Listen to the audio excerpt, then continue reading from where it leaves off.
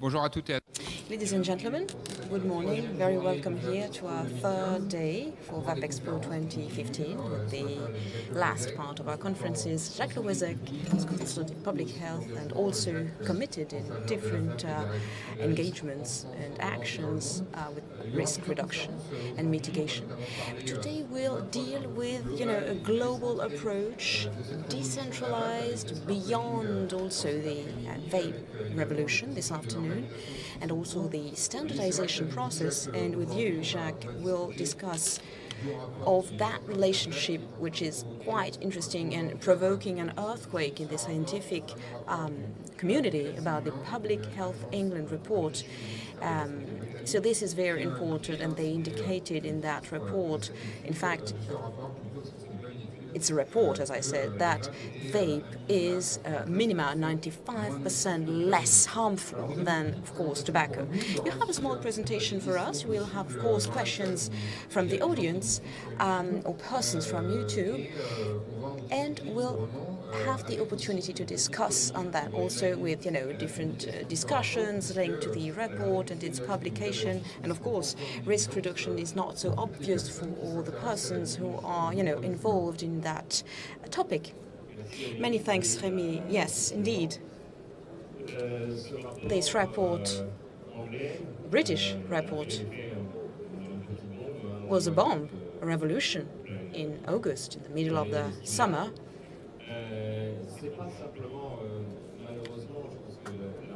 I think the press was very interested in that, maybe very well orientated, and that 95% you were dealing with before having less risks than traditional tobacco and cigarette. The main thing is that it is a huge report, enormous report, having about 100 pages, 111 if I'm not right. So many references of previous studies. It is exhaustive. It is a reference. It is a milestone in the scientific knowledge and expertise in vaping and e-cigarette. And it is indeed, as I said, a milestone. So I think that even smokers and vapers were reassured, having, those elements, key points insisting on the reduction of risks mitigation. Nevertheless, we must keep in mind that British people have an enormous, very, very lucky, they have a, culture linked to epidemiology and culture, which has roots in data collection and inquiries and surveys, which we do not have in France, for example. And thanks to these data, this collection of data, they can make really a good point, a good summary of the British situation. And whenever you read this British report, of course, the complete version is about 111 pages. And you can, of course, find the summary in 6 pages, having the main key points. And those main key points are linked to the evolution, as we see here, from 2011. You have a regular follow-up of the e-cigarettes in the UK, and you can see that, increase, which was made really little by little, and particularly important in 2013, then get stable. But all these, products and elements, while addiction in the UK was decreasing, because the British people are, very well educated on those points, and specialists on tobacco and experts, and of course these contributed to the reduction of addiction. And in these last years, when you had the great development of e-cig, that decline, that decrease, of course for adults but also for teenagers, was growing more and more. Yes, absolutely. And one more word about the context, about the difference between the UK and France. we can get to a situation we have double people. I mean, the double of the quantity of people smoking in France. So we have an incredible gap. Yes, the gap is terrible. In fact, France is a very bad pupil, and if I may say, and even 10 years ago the gap was not so important. The British people were about 25%, and France was under those 34%. So thanks to those results, as far as the reduction of smokers is concerned, power authorities, the scientific community wanted to be very pragmatic and to consider e-cigarettes as, you know, a main point. Yes, but the British people are pragmatic. That's why I love working with them. It's just, you know, incredible, the people involved in this report, Peter Yes, McNeil, and, you know, with whom I have been working for years. It's a pleasure. It's extraordinary to see how many, you know, information, how many data, I mean, how much information has been collected, and of course, considering, of course, the difference between the countries. You see here, look at the curve, British curve on the left part is a measurement which is monthly made. So you have each month a survey made on tobacco, on e-cigarette, on how to stop smoking and to quit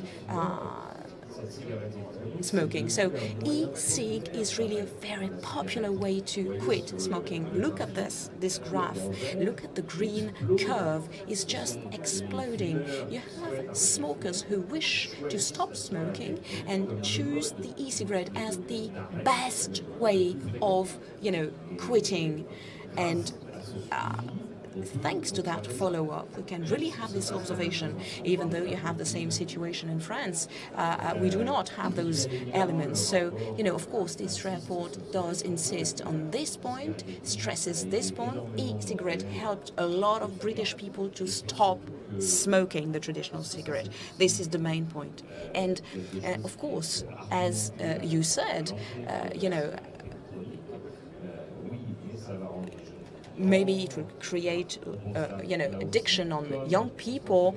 And as Dr. Farsalinos showed very well today with the real European data from the European Barometer, as we saw, and, you know, having here and there different data concerning the different countries, and France mainly, and, you know, e-cig for youngsters is just not existing.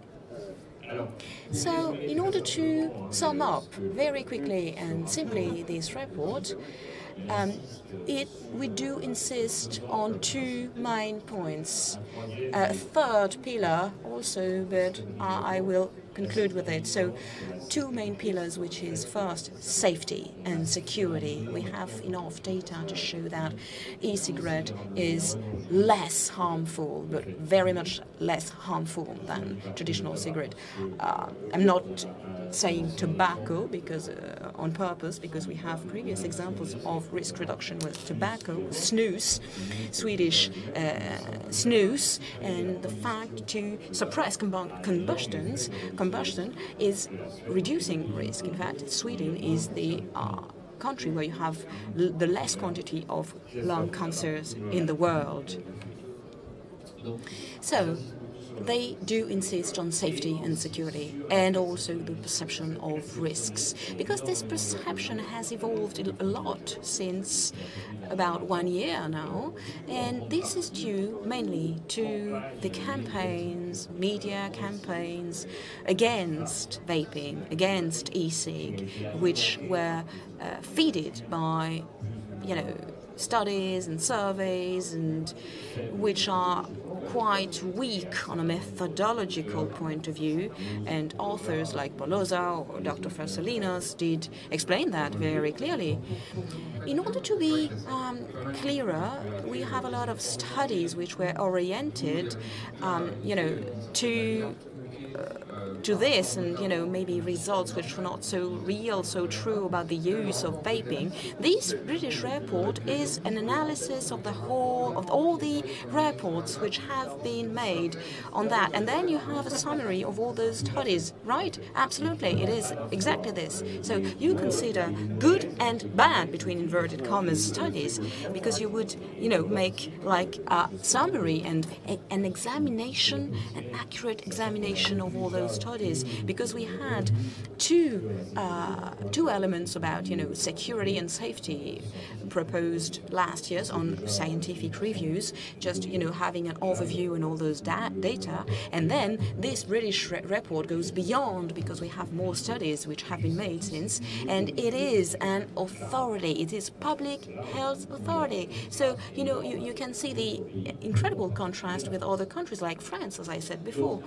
So that report stresses the fact that when e-cig is used in a normal way, it doesn't create any problem of poisoning or nicotine poisoning. Of course, vapor is a former smoker or still smoking, but, you know, who knows how to make the right dosage of nicotine, and also the labeling on kits are very satisfying. So, you know, Peter Hayek, who is one of the authors, is in favor of this, and, you know, he says that how many milligrams of caffeine is present in one pack of coffee?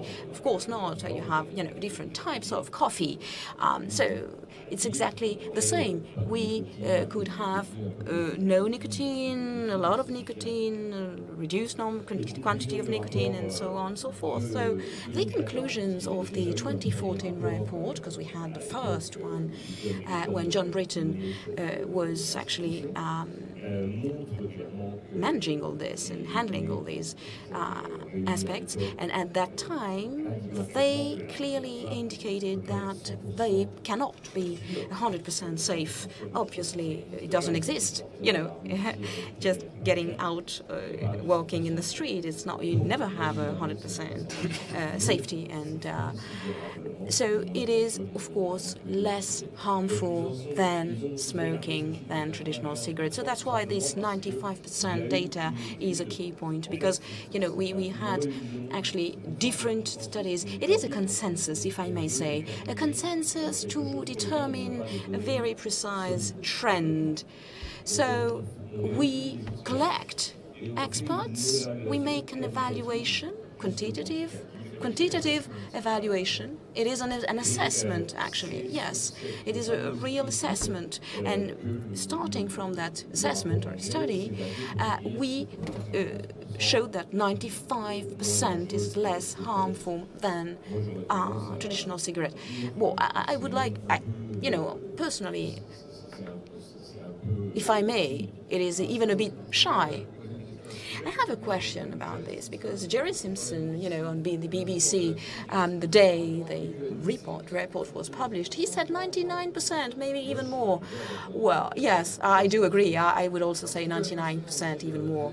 And considering the report, we are still, you know, on that topic. We see a lot of articles which are, you know, nonsense and not clear at all. But here we have a public authority which indicates the misinformation or lack of, you know, information. So a lot of vapers were not aware and not well informed on vaping. And, you know, yes, absolutely, it was clearly here stressed on the different graphs you have on the report.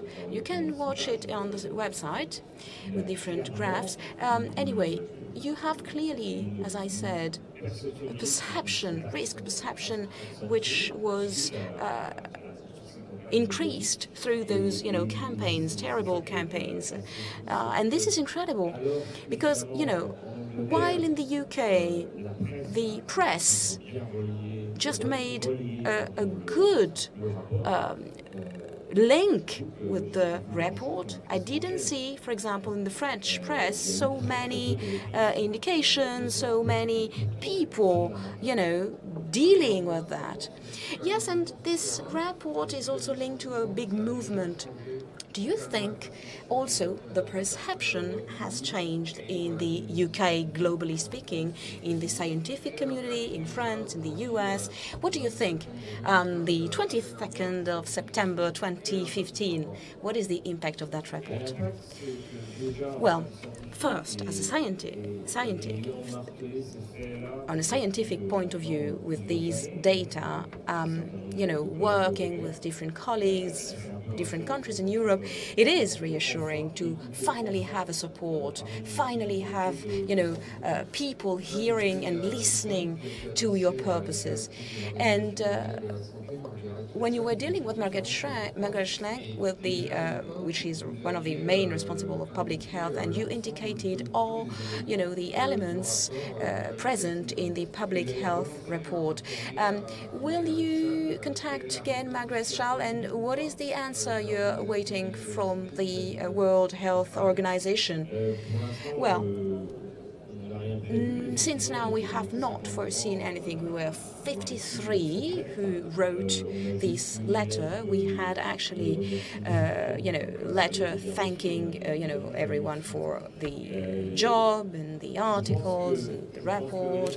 But I think that the World Health Organization, has a specific role. And in fact, they had a meeting in Europe, and we could see that, about e-cig, they changed their way of dealing with it, and that British report will incredibly have an influence on the future debates.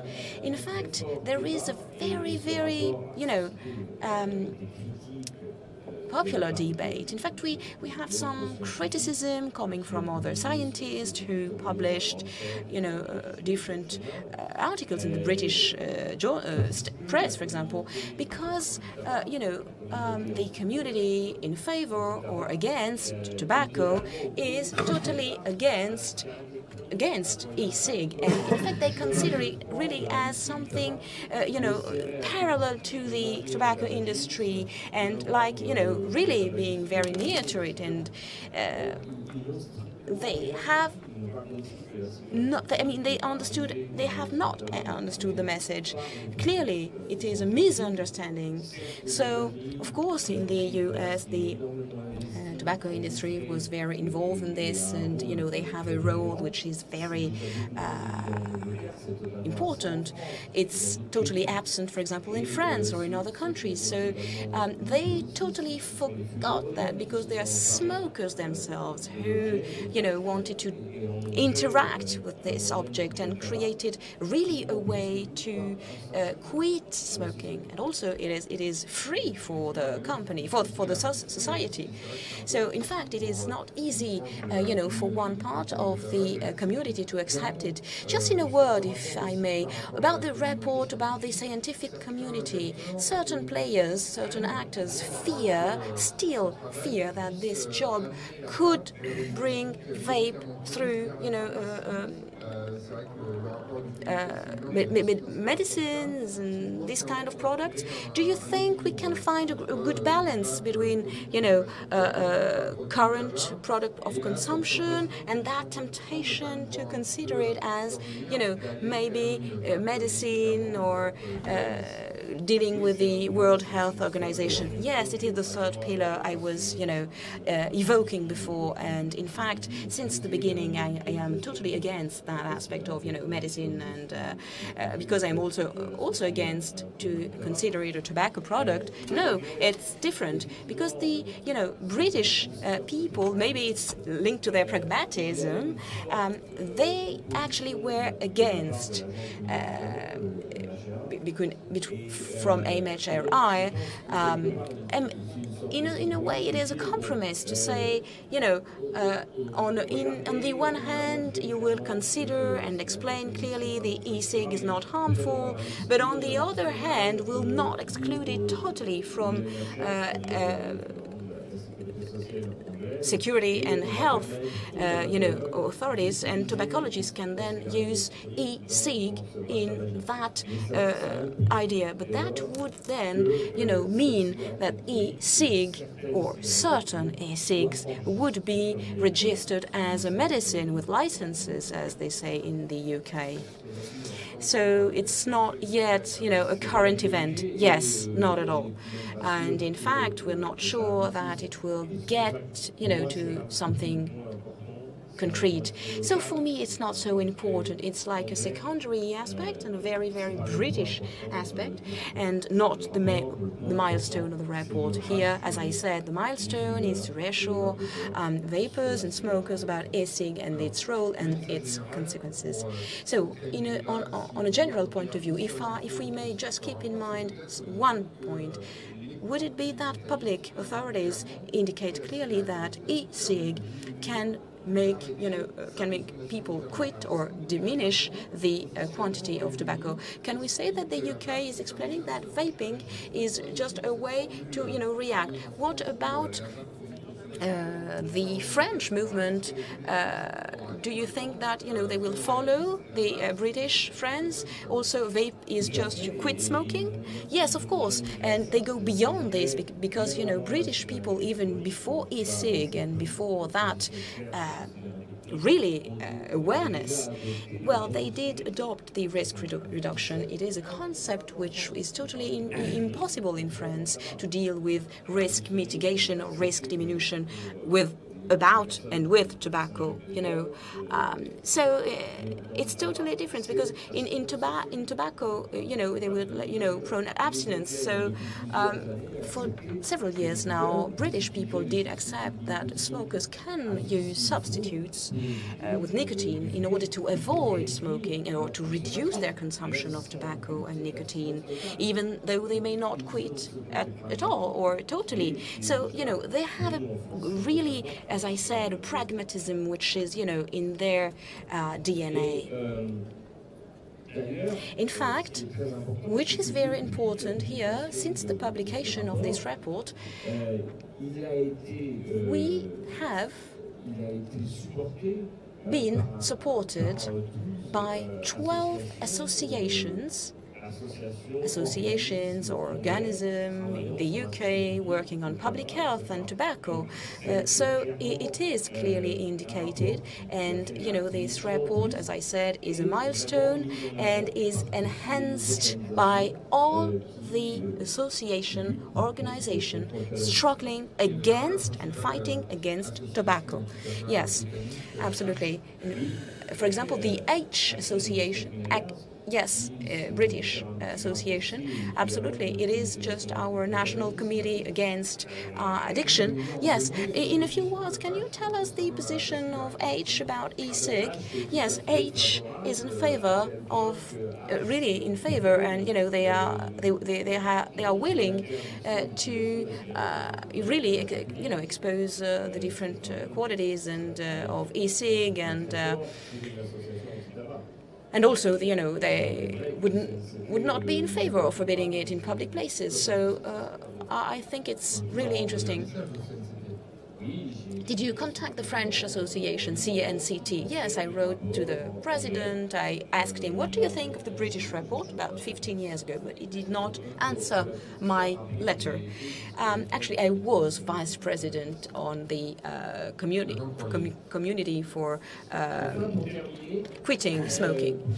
In order to conclude now, for those of you who had the opportunity to listen to the debates in the Senate last week in France, we actually had a lot of elements and incredible things, just full things, and debates dealing with neutral pack, so-called neutral pack, according to the French Minister of Health, in order to fight against addiction, and then the shop sellers. So we did not hear a lot about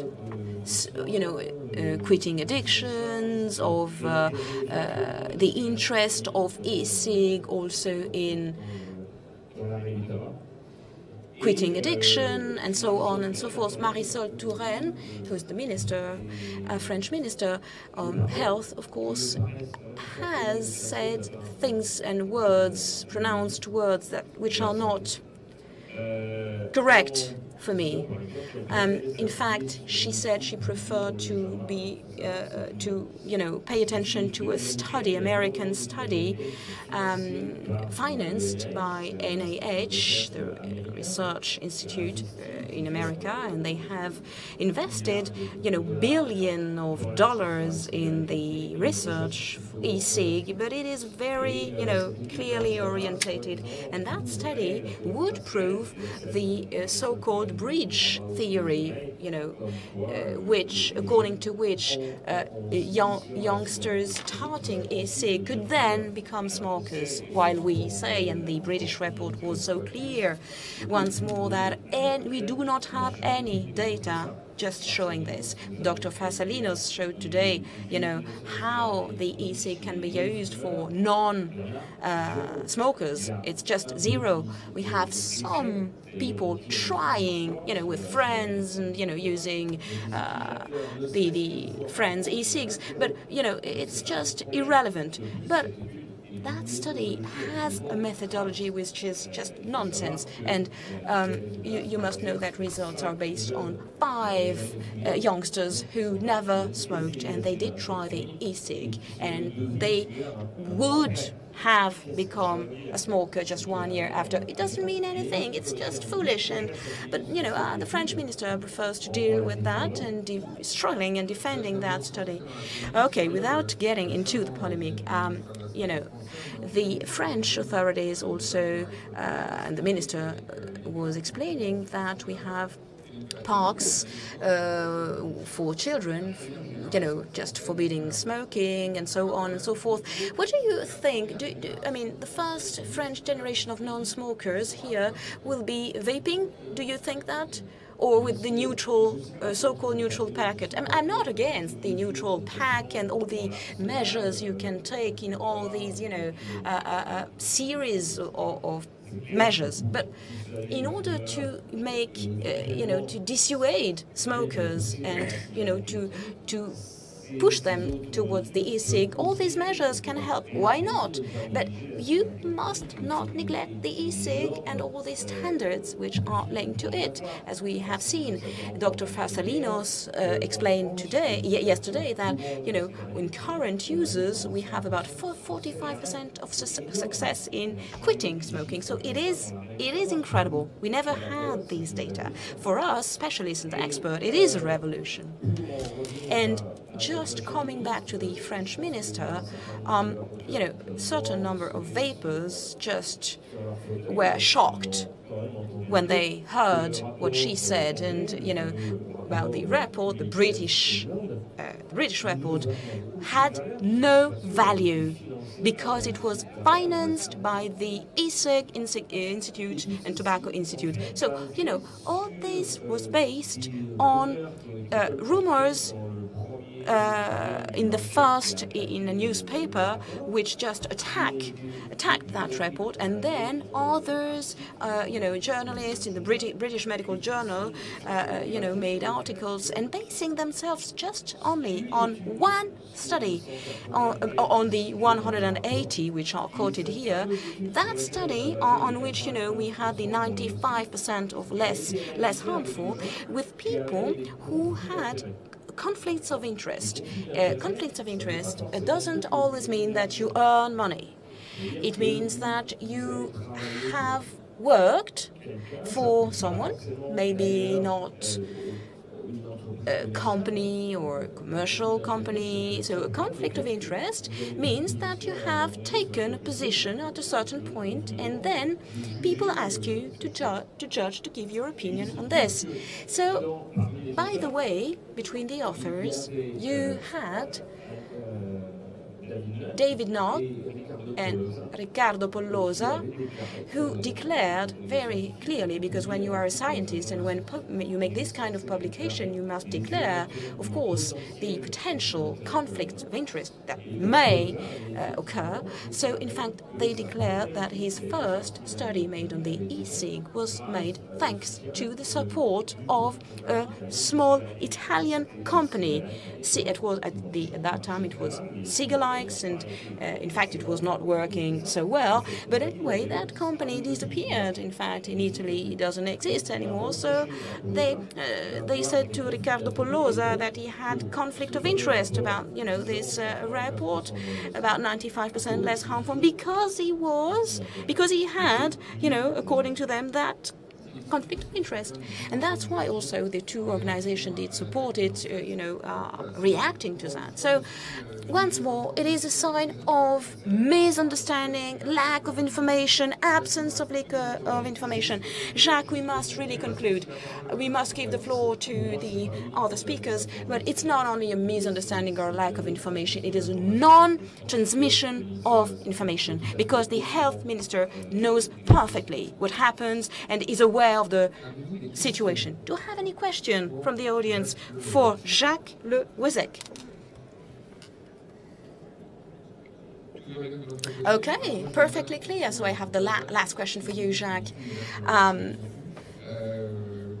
About vape fiction, the way in which the society will accept or not vaping and nicotine in the future. You were dealing with, pack of coffees. We do not know how, what is the quantity of caffeine. Anyway, how do you consider the progression of this product in 20 years old, 30 years old? Do you think that nicotine will change its image and become like caffeine, for example? I do wish that, yes, absolutely, because I've been working for 32 years on nicotine, and I know that nicotine is not harmful, and it's even, if I may say, quite good. It is a tool which would enable us to develop or to understand better some, psychiatric or neurologic disease. So that's good. We have favorable effects, and I wish that nicotine takes its own place in the society. Meanwhile, of course, we'll have to see the European directive, and vaping will, needs to survive, and we need to fight in order to even maybe modify that directive, and then vape should be finally, and it should express itself freely, and taking pleasure, avoiding to kill ourselves. Many thanks, Jacques. You have a blog, and I would recommend to each of you to really go and see it. All you want to know about vaping? Yes, all you wanted to know about tobacco without daring asking it. Many thanks, Jacques.